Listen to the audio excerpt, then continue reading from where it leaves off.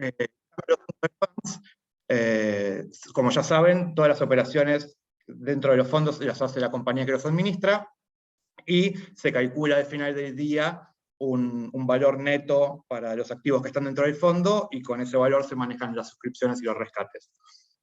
En lo que hace el disclosure de las posiciones que toman los distintos vehículos, los ETFs suelen reportarlo al final del día, mientras que los mutual funds lo hacen trimestralmente. Los ETFs en su gran mayoría son de gestión pasiva, es decir, que intentan replicar un índice determinado.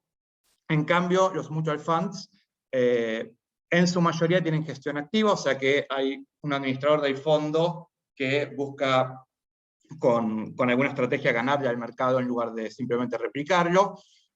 Igual esta clasificación se fue borrando con el tiempo. Hoy hay ETFs que son de gestión activa, y también hay mutual funds que son de gestión pasiva, pero digamos que a grandes rasgos la diferencia es esa. Vamos a hablar un poquito de los costos, que quizás esta es la gran diferencia y el gran incentivo que tiene la industria a volcarse a los ETFs, y lo que hace que hace ya un par de décadas no paren de crecer, que es cuál es la estructura de costos para el usuario final del vehículo de inversión.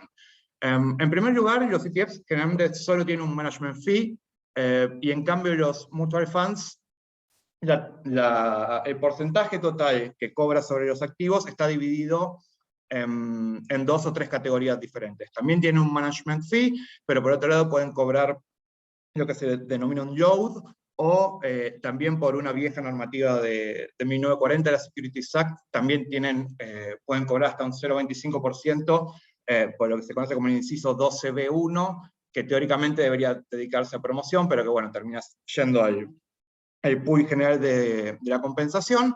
Pero digamos, si tenemos que tomar un solo número para tener una idea, si bien después vamos a ver algunos casos donde hay diferencias para que se lleven una idea general de dónde están los costos en la industria. El ETF promedio, o sea, ponderado por la cantidad de dólares que tiene, de la industria, tiene un costo anual total, que es lo que llamamos el expense ratio, que usamos para poder comparar entre cosas que son varias sumadas o cosas que son una sola, de 0,12%. Y en cambio, para los mutual funds, ese número es 0,62%. O sea que acá tenemos 50 basis points de diferencia que cuando se acumula a lo largo de varios años de una cartera de inversión, realmente es muy, pero muy significativa. Y por último, ¿cuál es el mínimo para invertir en estos activos? En los ETFs simplemente hay que poder comprar una unidad del ETF que queramos comprar, o sea que tenemos que poder invertir el precio, como mínimo, el precio al que está cotizando el activo en ese momento. Y en cambio los mutual funds, muchos tienen niveles de inversión mínima que rondan entre los 1.000 y los 3.000 dólares. Si bien obviamente estamos hablando de miles y miles de fondos, y esto no aplica para todos, como regla general, nos parece que da un panorama bastante claro. Entonces, en resumidas palabras, ¿por qué invertir en ETFs? Las cuatro primeras de estas características, de estas 6 que destacamos, las sacamos de recién, que son los bajos costos, la accesibilidad, la transparencia y la sencillez.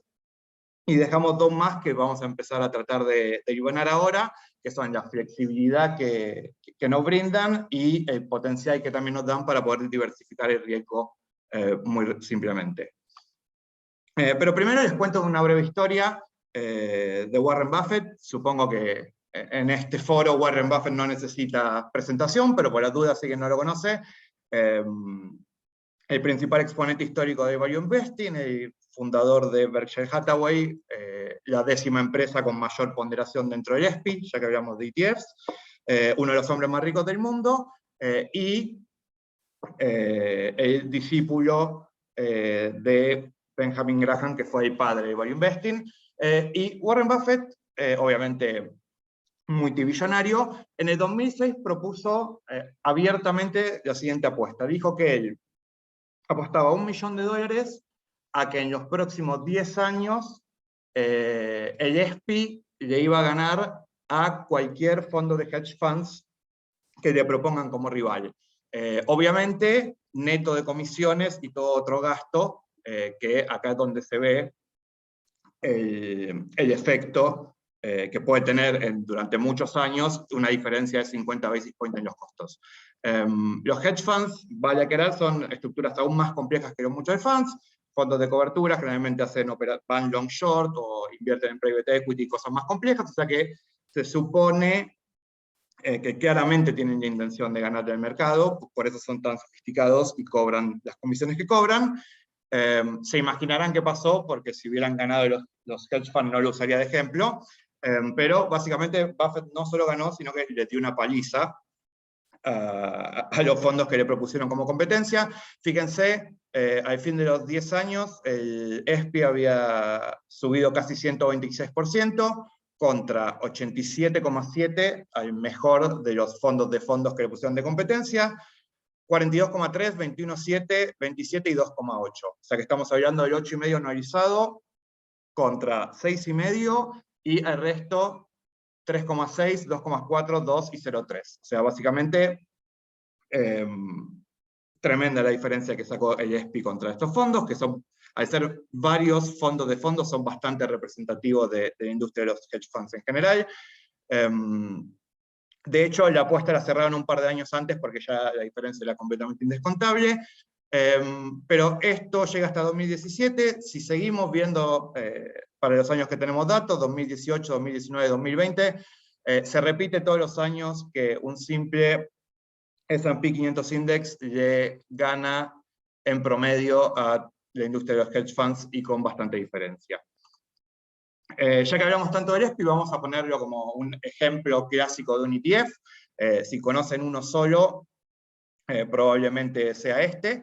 El ETF es el primero que se creó en Estados Unidos en 1993. Replica el índice S&P 500, que son 500 grandes empresas públicas de Estados Unidos, todo large cap. Hoy, este fondo tiene un market cap de 425.000 millones de dólares. El spread entre puntas es de 0,01, o sea, si se fijan en esta captura hace unos días, en ese momento estaba operando 4,6820 y las puntas eran 19,21. O sea, estamos hablando de niveles de liquidez, por supuesto, muy, muy altos. ¿Cuál es el costo total de tener este fondo? 0,09%. Fíjense la diferencia que hay entre esto y el 0,62 que habíamos dicho como promedio en la industria de los mutual funds. Este es quizás el principal atractivo y la principal fuerza detrás del crecimiento de los ETFs. Este ETF en particular hace una distribución trimestral de dividendos.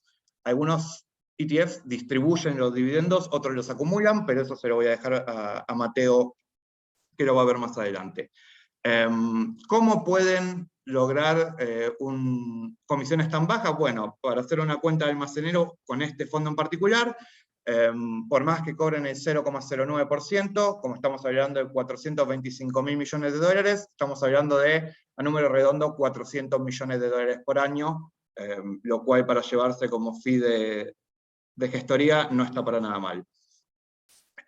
Ahora, ¿qué tan bien el ESPI sigue al índice de S&P 500? Bueno, acá hay dos líneas, no hay una sola.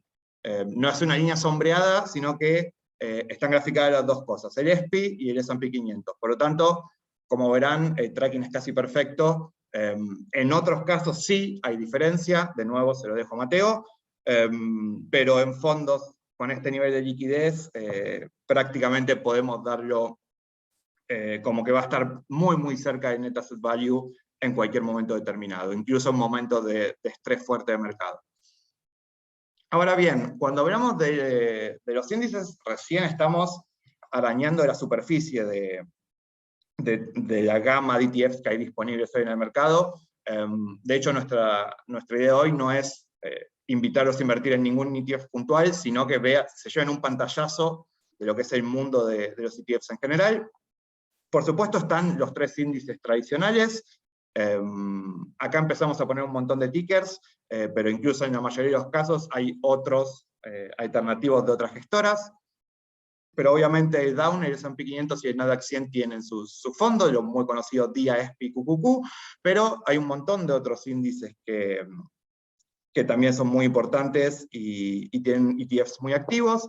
Tenemos el Russell 2000, el Russell 1000 o Growth o Value, el Value que es el IWD. Si estuvieron en el último weekly, este es el ETF que vamos a sumar en nuestra cartera moderada. También podemos comprar directamente índices que tengan solo small caps o mid caps. Hay gran cantidad de opciones para todos los gustos de cualquier índice que se les ocurra. Obviamente en lo que hace renta fija hay infinidad de ejemplos para el segmento que quieran. Si quieren investment grade, inflation link, treasuries, para cada segmento particular de la curva uno puede ir a un ETF diferente que solo invierte en títulos con ese maturity. Obviamente títulos respaldados por hipotecas, títulos municipales, deuda de mercados emergentes, acciones preferidas, que si bien no son renta fija técnicamente, al buscarse como yield lo incluimos acá. Todo esto y mucho más se puede acceder muy simplemente vía ETFs. Y acá hicimos un experimento para mostrarles lo ajustado que funciona esto.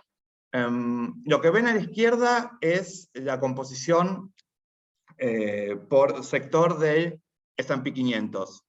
Y nosotros lo que hicimos es, a cada uno de esos sectores le asignamos un ETF testigo de la industria, que generalmente los ETF sectoriales de este tipo, el expense ratio del que estamos hablando es 0,12, o sea, un poquito más arriba del 0,09 del SPI, pero todavía alejado del 0,50, 0,60. Y lo que hicimos fue reconstruir una cartera del 1 de enero con estas ponderaciones para estos ETFs y ver eso cómo les fue contra el S&P 500. Tengan en cuenta que es esperable que haya diferencias porque no son exactamente las mismas carteras, simplemente estamos ponderando por sector y estamos obviando los cambios de composición que hubo y demás, pero simplemente para ver cómo funciona. Y como verán, traquea bastante bien, copia todos los movimientos y por momentos da igual y por momentos tenemos por ahí 100 basis de diferencia.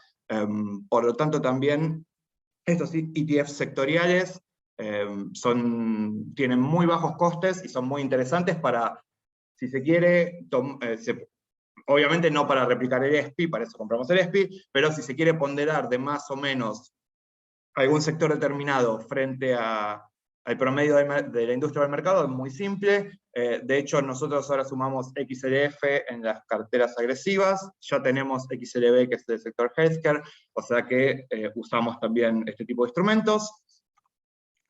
Pero vamos a algo un poquito más exótico quizás, que es ETFs que replican mercados de países determinados o de regiones. Elegimos Asia del Este al azar. Podríamos haber elegido la TAM y hablar de WZ, pero bueno, vamos a buscar algo más raro, a ver realmente qué hay.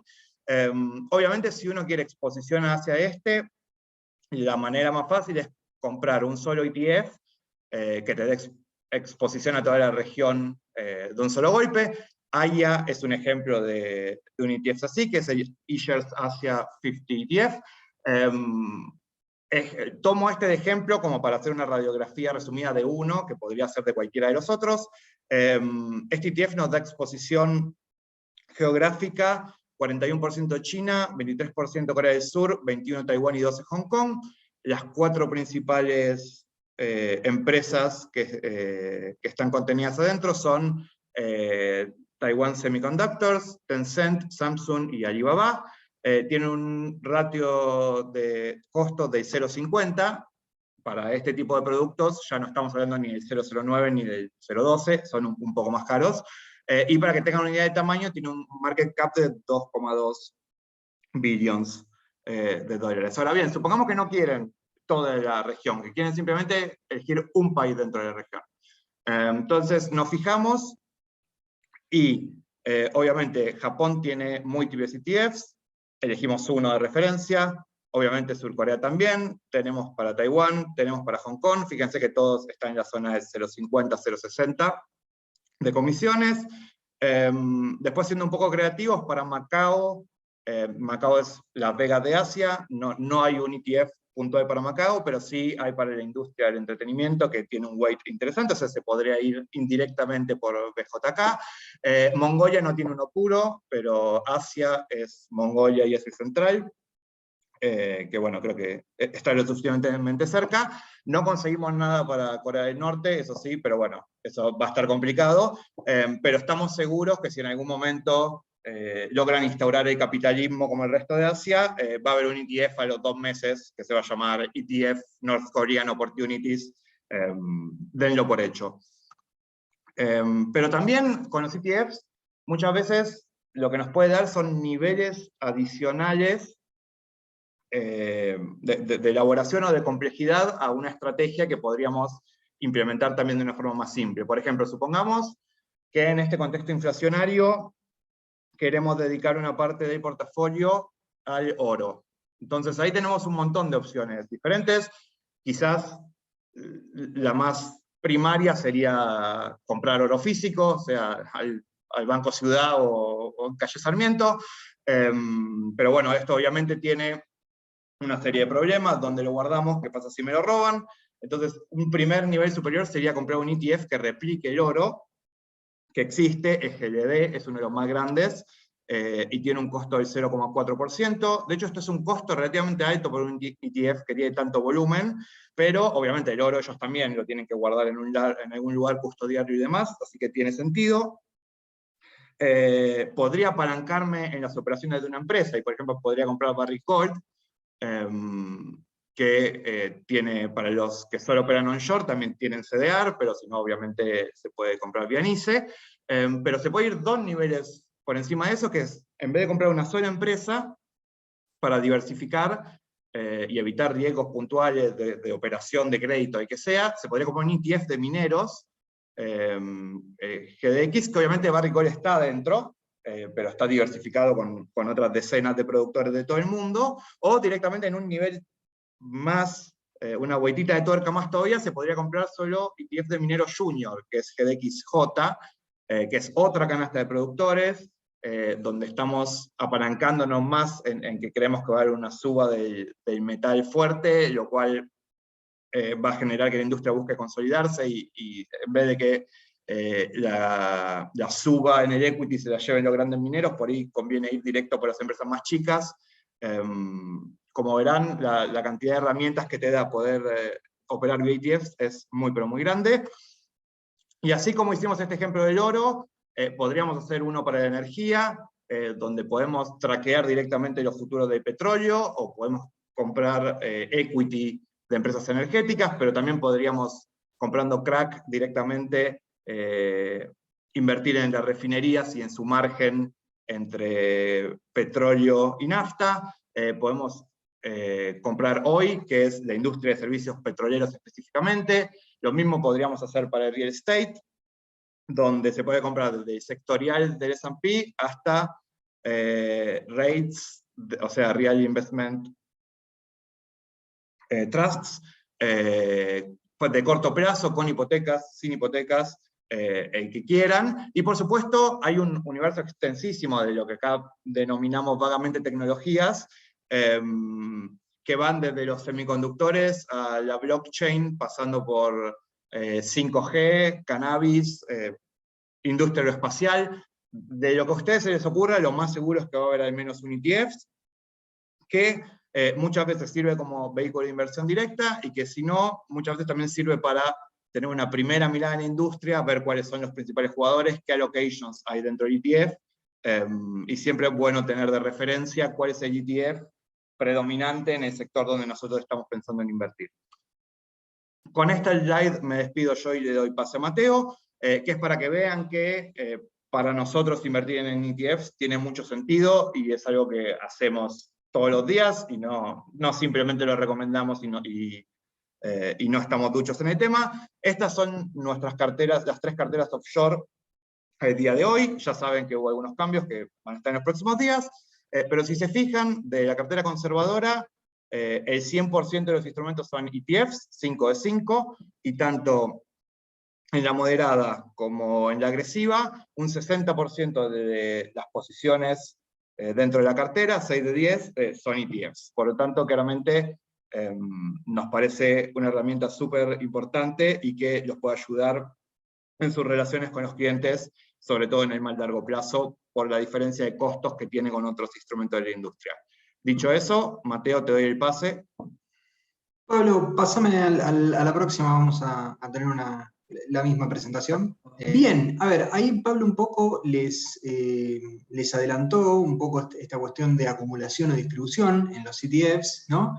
Y la verdad que, bueno, tenemos una diferencia ahí que... no, déjamelo ahí. Ahí estamos. Tenemos una diferencia que es bastante significativa entre estos fondos, y es que algunos se llaman fondos, fíjense que ahí lo marqué en amarillito, dentro de lo que sería, como decirte, la información que te da la casa de los fondos, digamos, sobre cada uno de estos ETFs. Algunos tenés accumulating, otros distributing.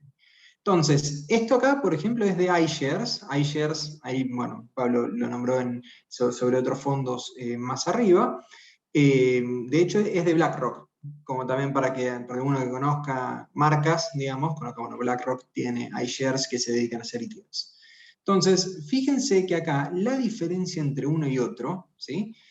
Es meramente, ¿sí?, que uno reinvierte los cupones, ¿sí? O sea, los cupones, lo que vaya cobrando, ¿sí?, el fondo, el ETF, cualquier tipo de pago de cupones, dividendos, o sea, el cash que generen estos activos financieros lo va a ir acumulando dentro del share del ETF, mientras que uno de distribución lo va a ir pagando trimestralmente, semestralmente, dependiendo de cómo será el prospecto mismo del ETF, ¿no? Entonces, en este caso, lo que tenemos es que, a ver, acá tenemos, por ejemplo, dos fondos que son exactamente iguales, ¿sí? El SDIA y el SDIG, ¿sí? Es exactamente la misma estrategia, exactamente mismos activos, misma duration, tienen la misma current yield, o sea, tienen lo mismo dentro. Mismo expense ratio, todo igual, benchmark, todo. La única diferencia es que uno distribuye y el otro acumula. Próxima diapositiva, por favor. Bien. Entonces, para seguir con este ejemplo del SDIA y el SDIG, vamos a ver un poco de pros y contras de distribución y acumulación, ¿no? Entonces, pensemos, un fondo que genera de distribución, genera cash flows, ¿sí? O sea, salidas, o sea, nos genera ingresos de dinero durante toda la tenencia, ¿sí? Uno lo tiene y es como tener un bono, como tener una acción que nos va a ir pagando dividendos, ¿sí? Entonces, muchas veces, para algunos tenedores, es importante tener estos influjos de dinero, ¿sí? Obviamente, que nos pague el dinero a nosotros, sino que nos lo reinvierta un portfolio manager, nos da bastante más flexibilidad a la hora de la reinversión, ¿no? O sea, yo directamente, imagínense que yo, si tuviese una acción de Galicia, digamos, si el management paga dividendos, yo con esos dividendos puedo comprar o más Galicia o puedo comprar lo que sea. No sé, acciones de Comercial del Plata. En este caso, lo mismo pasa con el ETF. El ETF, al distribuir, me permite a mí elegir en qué pongo esa renta, ese dividendo, etc. Problemas, digamos, o sea, contras de estos fondos de distribución, es que, bueno, o sea, requiere bastante tiempo y atención a la reinversión de los pagos, ¿no? O sea, muchas veces ha pasado en muchas cuentas, en mi cuenta personal me ha pasado, no estamos exentos de estas cosas, de que te pagan un dividendo o te pagan un cupón y no lo ves y queda ahí el cash en la cuenta y bueno, perdés un poco de valor, tiempo del dinero por tener eso así. Entonces, esto acá tenés que tener la atención de decir, bueno, cada 3 meses me pagan, cada un mes me pagan, cada 6 meses, etcétera, etcétera. Por ejemplo, el ejemplo que puso Pablo, el de S&P, el ESPY, justamente ese paga dividendos trimestralmente, entonces tenés la cuestión ahí de que una vez que lo tengas en tu cartera, hay que tener en cuenta de reinvertir los dividendos. Bueno, esto también tiene que ver con comisiones, ¿no? O sea, las comisiones a la hora de reinvertirlos es la cuestión de que yo siempre voy a tener que estar pagando más comisiones cuando lo tengo que reinvertir, mientras que si es de acumulación no lo veo porque se mete dentro del total expense ratio del fondo, que habíamos hablado antes. Y el tema de, este es muy importante, y muy importante generalmente para lo que son externos y para internos también de Estados Unidos, pero bueno, ellos quizá a veces ven devolución sobre eso, nosotros probablemente no, es el tema del impuesto a los dividendos, ¿sí? En muchos países, en muchas jurisdicciones, los impuestos de los dividendos están alcanzados por impuestos, mientras que las ganancias de capital solo se ven taxadas a la hora del rescate, o de la venta, ¿sí? En este caso sería una venta, no sería un rescate. Entonces, muchas veces es muy preferible, ¿sí?, tener un fondo de acumulación en vez de distribución por cuestiones de impositivos, ¿no? O sea, nosotros preferimos pagar los impuestos lo más adelante posible que estar cobrando y generar hechos imponibles que después nosotros tengamos que salir a pagar. En los de acumulación, bueno, van a ver que probablemente todas las contras acá van a ser pros y al revés, pero bueno, o sea, lo que decíamos antes, que el problema es que el tiempo y la atención a reinvertir, en este caso en la acumulación es un pro, digamos, que no tenés que tener ese tiempo, es una reinversión automática, no requiere tiempo dedicado al análisis, ¿sí? O sea, uno no tiene que necesariamente estar pensando en qué va a invertir, sino que una vez uno que arma una cartera, tiene esa cartera y directamente continúa con la estrategia inicial de la cartera, ¿no? O sea, en caso de que uno tenga un ETF de deuda corporativa que sea de acumulación, cuando vaya cobrando lo que son las rentas de estas deudas, no va a tener que estar pensando en si otra vez, si prefiere deuda corporativa, deuda soberana, deuda emergente, sino que directamente lo va a ver meramente reinvertido y listo. Diferir impuestos, lo que acabamos de decir ahora, van a ser minutos con el tema del impuesto a los dividendos. Esto directamente vamos a pagar los impuestos, vamos a generar el hecho imponible más adelante en el tiempo cuando los vendamos. Es decir, en un fondo, si nosotros tenemos un año un fondo que distribuye trimestralmente, vamos a tener cuatro veces una oportunidad para que el Estado nos reclame impuestos, mientras que si tenemos en un periodo de tenencia donde compramos un fondo de acumulación al principio de año y lo vendemos a fin de año, vamos a tener uno solo. La contra es que no genera cash flows durante la tenencia, ¿sí? Vamos a ver todas apreciaciones de capital, vamos a ver que tenemos más, pero no vamos a tener los fondos. Entonces, acá el SDIG y el SDIA, que yo les comentaba, uno es de bonos corporativos, bueno, los dos son de bonos corporativos de corta duration, nada más que el SDIG es de distribución y el SDIA es de acumulación. Fíjense, lo puse así también, busqué el prospecto, digamos, de los fondos, como para que se vea, es exactamente lo mismo, o sea, empezaron en la misma fecha, tienen un ticker que es exactamente igual, tienen el mismo beta de 3 años, la misma duration efectiva, mismo cupón promedio, misma maturity, etcétera, etcétera, etcétera. Fíjense, bueno, esto acá, si uno va a lo que es la página web del ETF, probablemente lo vean en órdenes distintos, tuve que hacer un collage para que quede uno al lado del otro, pero bueno, esto es directamente, viene de cada uno, ¿no? Próxima. Pero si lo vemos en lo que es rendimiento, ¿sí?, el de acumulación tiene un rendimiento superior en el tiempo si solo miramos precio, ¿sí? Yo acá estoy haciendo trampa, claramente, digamos, porque no estoy asumiendo la reinversión, ¿sí? O sea, lo que sería el SDIG, no asumo que yo cada vez que cobré puse los dividendos. Esto sería para el inversor olvidadizo que cobra los dividendos y los deja en la cuenta comitente, ¿sí?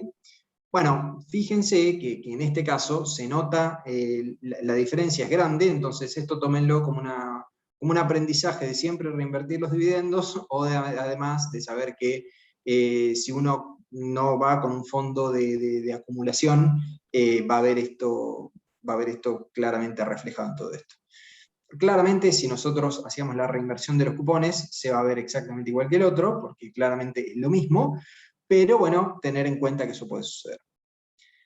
Además de estos ETFs, que son de gestión pasiva, como decía Pablo más arriba con el ESPI, ¿sí? con estos bonos, con estos ETFs que replican índices y no buscan otra cosa que replicar un índice, no tratan de ganarle, no tratan de hacer nada que hacer lo mismo, o estos fondos que tienen un uso específico de deuda corporativa de corto plazo. Hay otros que son más complejos, ¿sí? Que se aprovecha, digamos, que esto tiene mucho volumen, porque no es un solo inversor, sino que son muchos, una buena cantidad de dinero, como para hacer estrategias bastante precisas para lo que uno quiere, ¿sí? O sea, como antes veíamos que teníamos Asia, lo teníamos desmenuzado en 25 millones de ETFs, bueno, también hay ETFs para distintas estrategias, para usos específicos. En este caso, estos ETFs complejos, vamos a hablar de, en este caso, los ETFs apalancados e inversos, ¿sí? Fíjense que para el que comentaba antes Pablo, el ESPI, el QQQ y el DIA, que son el S&P 500, el Nasdaq, el Dow Jones, tenemos otros fondos, ¿sí? Que muchas veces son de las mismas gestoras, que tienen otras características, ¿no? Entonces vos podés, del ESPI tenés el SH, que es un fondo inverso, o sea, replica al revés el rendimiento del S&P. ¿Sí? Entonces, si nosotros pensamos que el S&P va a caer, ¿sí? Que el S&P no va a subir, sino que justamente se va a caer por tierra, bueno, nosotros podríamos apostarle en contra al S&P comprando el SH. ¿Sí? Es un fondo inverso por 1. Pero fíjense que dice por 1, porque más abajo tenés los de más palanca, digamos, ¿no? Entonces tenés el SPXS, que es el inverso por 3. Y el SPXL, que es el fondo long, o sea que uno lo compraría si cree que sube, por 3. Eso significa que esto va a tratar de replicar el rendimiento del S&P, de un lado comprado y del otro vendido, si es el SPXS o el SPXL, por 3. ¿Sí? Entonces, si el S&P sube 1, el SPXL va a tratar de subir 3%. ¿Sí? Entonces, como verán, estos no son de una gestión tan pasiva, no es meramente comprar todas las acciones del índice y no hacer más nada. Esto claramente por detrás tiene derivados, ¿sí? Tiene una palanca por detrás. Entonces, estos en general son más caros porque requieren de bastante más gestión. Si acá vemos lo que es en verde, ¿sí? Tenemos el ESPI, en un color un poquitito más parecido al negro, digamos más abajo tenemos el SH, en violeta tenemos al SPXL, y en amarillo, ocre, digamos, tenemos el SPXS, ¿sí? Entonces, fíjense acá cómo son bastante variables, ¿sí? Los rendimientos, ¿sí? Fíjense, el S&P, bueno, el de SPY rinde lo que rinde el S&P y ya está, pero como para que vean así cómo lo que sucede acá, el S&P rindió más o menos casi un 30%, pero el SPXL rindió un 100%, digamos, ¿sí? Entonces, si hacemos los números, 30% por 3 nos daría 90. Bueno, rindió un poco más. ¿Qué pasó ahí? En cambio, el SPXS rindió un poco más de un menos 60%. ¿Sí? Decíamos antes, ¿qué pasó ahí? También deberíamos ver que debería estar bastante más abajo. Bueno, si pasamos a la próxima, por favor. Muchos de estos usan derivados, ¿sí? Futuros, opciones, o sea, instrumentos más complejos. Entonces, para hacer estas estrategias necesitan de estos derivados para, por ejemplo, ponerse short, ¿sí? Para estar en contra del mercado, o para generar esta palanca, ¿sí? O sea, todos sabemos que cuando operas un futuro tenés meramente que tenés que poner una garantía, nada más, y después vos vas a ver que tu posición queda apalancada, o cuando uno compra una opción, pone una prima y nuevamente te genera esta palanca. En este caso, por ejemplo, ¿sí? Los futuros, como vimos recién, los de índices apalancados, o los de commodities, en este caso, vemos que como lo replican con derivados, ¿sí? No todos los de commodities tienen el físico, como pasa con el GLD, que comentó antes Pablo. Por ejemplo, el fondo de soja, el SOYB, SOYB, lo replica con derivados. Entonces, si uno directamente compra un futuro de soja, ¿sí? va a haber un rendimiento muy parecido al de la soja. El tema es que las posiciones futuras de soja, ¿sí? También lo pueden pensar a un ejemplo más local, como las posiciones futuras de dólar, vieron que siempre van subiendo, en general siempre van subiendo.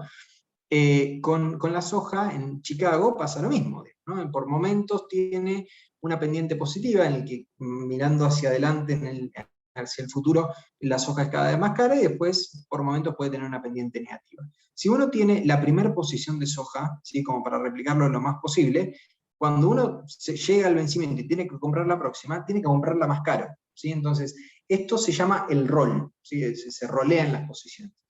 Este rol, como ven, tiene un costo, porque vos tenés soja, no sé, si vos tenías 1000 toneladas de soja a este precio, después tenés que comprar al precio de la primera, después tenés que comprar las mismas 1000 toneladas más adelante, te sale más caro y, entre comillas, perdés dinero en el medio.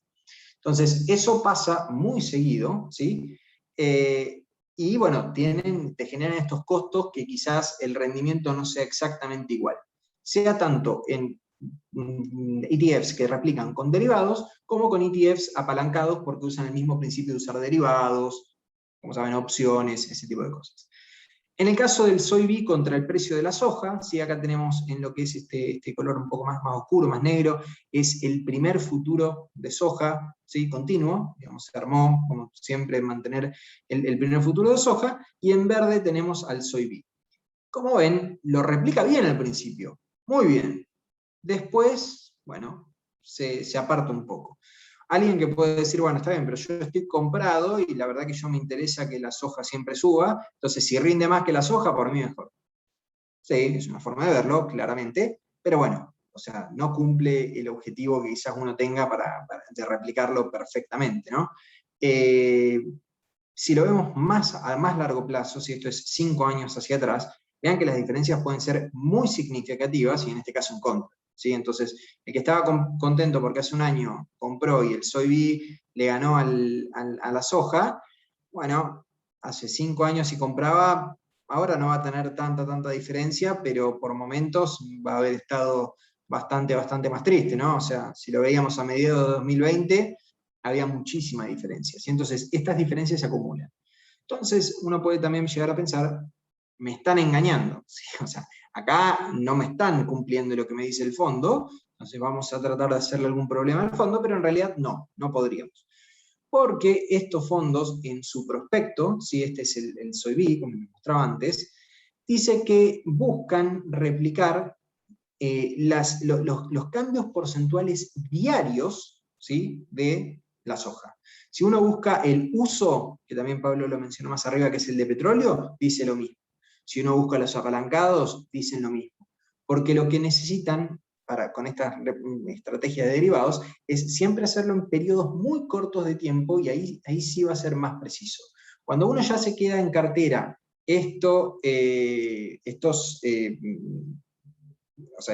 instrumentos, no se nos queda más tiempo, se da más chance a que sucedan estas cosas, como que tengan que rolear la posición, que tengan que pagar más caro por algo. Entonces, se van separando lo que son los rendimientos. Así que recuerden, cuidado con los ETFs complejos, porque son muy útiles, son muy interesantes, pero son para el corto plazo. ¿Sí? Y cuando hablo de corto plazo, hablamos como mucho 3 meses, y después, bueno, saber que uno va a tener que estar muy pendiente de cómo viene respecto del índice, porque nuevamente, para el que está en SOYB hace un año, está muy contento porque le ganó a la soja, digamos.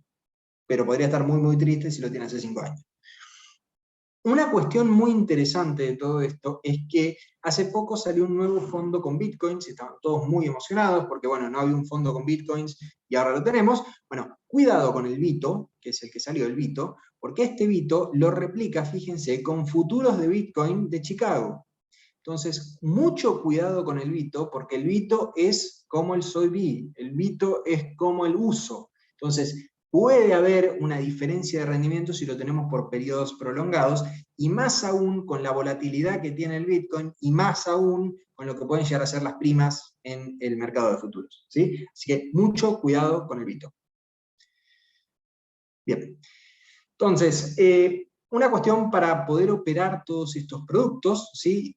Bueno, a través de InView se puede sin problema, pero regulaciones del exterior y del broker de afuera, Interactive Brokers, consideran que para operar estos productos más complejos hay que cumplir con algunos de estos requisitos, ¿no? O sea, un patrimonio líquido en una cuenta de $50.000 o no sé, ingresos netos anuales iguales o superiores a $45.000. O dentro de todo esto, tener un patrimonio líquido de igual o superior a los $100.000. ¿Sí? Entonces, una vez que se acredite esto, te van a dejar operarlos. Bien, para habilitar estos permisos de negociación, ¿sí? Tenías que usar tu usuario y contraseña de Interactive Brokers, entrar a la parte del portal del cliente, y en la parte de, la parte de los permisos de negociación, ir a la parte de ajustes, y buscar estos permisos adicionales para que te permitan operar estos productos más complejos, ¿sí? Entonces, buscas los permisos que necesites, y después, bueno, hay que mandar el tema de la documentación para que ellos convaliden que se cumplen con los requisitos, ¿sí? Entonces, cuidado que también esto requiere que lo revise Interactive Brokers, así que esta solicitud puede durar hasta unas 48 horas como máximo, ¿sí? Bien, estamos para preguntas. Perfecto, Mateo, mil gracias, muy claro. Estamos para responder cualquier pregunta que puedan tener. Recuerden que está la parte de, bueno, si quieren en el chat o en la parte de Q&A abajo, pueden ponerlo.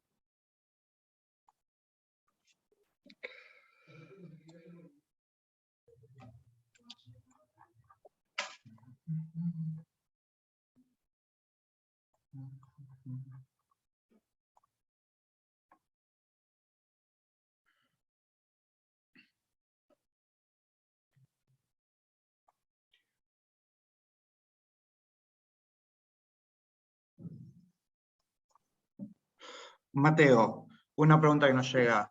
¿El uso tiene ciclos de 5 años por temas futuros? No necesariamente de 5 años, o sea, de hecho se puede despegar en un periodo más corto, digamos, o sea, yo 5 años en caso de Soybi lo puse porque, bueno, directamente es fácil ponerlo en el programa de mercado, digamos, uno tiene las distintas opciones, pero, o sea, no necesariamente estamos hablando de 5 años, puede ser hasta incluso más corto, ¿sí? O sea, si uno ve las tenencias de estos ETFs apalancados o de commodities, en general son de las posiciones más cortas, ¿sí? De los futuros, porque son los que más correlación tienen con el precio del activo subyacente, del petróleo, de la soja, etc. Entonces, no necesariamente tienen que ser 5 años, y los periodos recomendados de tenencia son bastante más acotados, ¿eh? Perfecto. Otra pregunta de Santi Yáñez, si existe un ETF que replique litio. Que replique el commodity litio puro, entiendo que no, pero sí tenés varios ETFs donde están en la industria del litio y industria para baterías de autos eléctricos en general. El más grande se llama LIT, así que ahí hay uno por lo menos para empezar a explorar.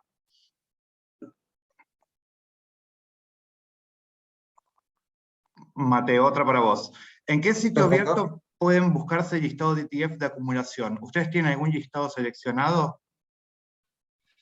No, la verdad que no tenemos listados seleccionados de acumulación. En general, bueno, cuando los tengo que buscar es algún tipo de programa de mercado o mero Google, digamos, es directamente buscar el que estamos buscando y aclarar que es de acumulación. En general son tickers parecidos, pero con una letra cambiada, como el SDIG y SDIA.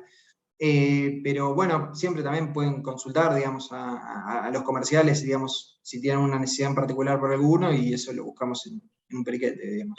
Sí, Edgardo, igual después podemos preparar un listado de por ahí los más comunes que generalmente distribuyan, cuál es el equivalente de acumulación, pero obviamente cualquier consulta puntual, vía los asesores, estamos siempre a disposición. Otra pregunta, ¿consideran los ETFs en general como instrumentos más de largo plazo para tener un rendimiento considerable? No, a mí me parece que en el largo plazo es donde más se ve el efecto acumulativo de los bajos costos cuando comparás contra otros instrumentos. Pero tranquilamente los ETFs se pueden usar en el corto plazo o incluso operar intraday. No sé, ETFs apalancados por 3 o ETFs de cosas volátiles se pueden operar intradía tranquilamente. Me parece que en el largo plazo es donde se ve, donde brillan los costos y las ventajas fiscales para algunas jurisdicciones, pero no necesariamente hay que pensarlo solo como largo plazo. Exactamente, yo justamente iba a decir que, bueno, si había que, yo quería que quede algo claro con los apalancados y los que replican con derivados, es que no, largo plazo esos no. Justamente corto plazo es donde se ve la estrategia de verdad, y como dice Pablo, en el largo plazo la eficiencia de costos de los otros, bueno, es lo que también los hace ganarle a los hedge funds y a los otros mutual funds. Perfecto. Otra pregunta, ¿algunos de los ETF que no aparezcan en las cotizaciones se pueden solicitar por soporte? No me refiero a los especiales que ya quedaron que necesitan otros permisos. Franco, sí, obviamente, cualquier ETF que vos quieras operar, si no está, se puede pedir y se puede operar por soporte. Nosotros también estamos trabajando en sumar varios de los más usuales y los que nosotros vamos agregando los portafolios y vamos comentando, subirlos automáticamente. Pero por supuesto, si necesitan algo que no está, se puede pedir siempre la excepción. Acá Lucas me pregunta si se pasa la presentación. Sí, me imagino que sí, después se las haremos llegar por los canales de siempre, la mandará Diego. Carlos, buenas tardes. Aspectos impositivos para ley argentina. Esto, Carlos, no es de que no querramos ayudarte, pero lo que es efectos puntuales impositivos, preferimos dejárselo a los contadores, porque nada, es una situación muy compleja y que aparte depende de muchos factores, y me parece que cualquier cosa que digamos puede ser usada en nuestra contra en el futuro. No sé, Mateo, si vos pensamos o menos lo mismo. Sí, iba a apelar a la quinta enmienda y decir que, bueno, que no estamos en la parte de asesoramiento impositivo. Bien, y creo que la última de esta tanda, muy buena presentación, sí la vamos a compartir, sí. Dice, ¿por qué los ETF de T-bills pueden dar pérdidas? Bueno, esta la tomo yo, Mateo, que fácil. Básicamente, el precio tiene una relación inversa con el rendimiento, o sea que los días donde las tasas suban, sobre todo en los últimos meses, donde tuvimos varios varios días donde las tasas se acomodaron fuerte, lo lógico es que si las tasas de los instrumentos que vos tenés en cartera suba, el precio baje y por lo tanto veas una pérdida en el fondo.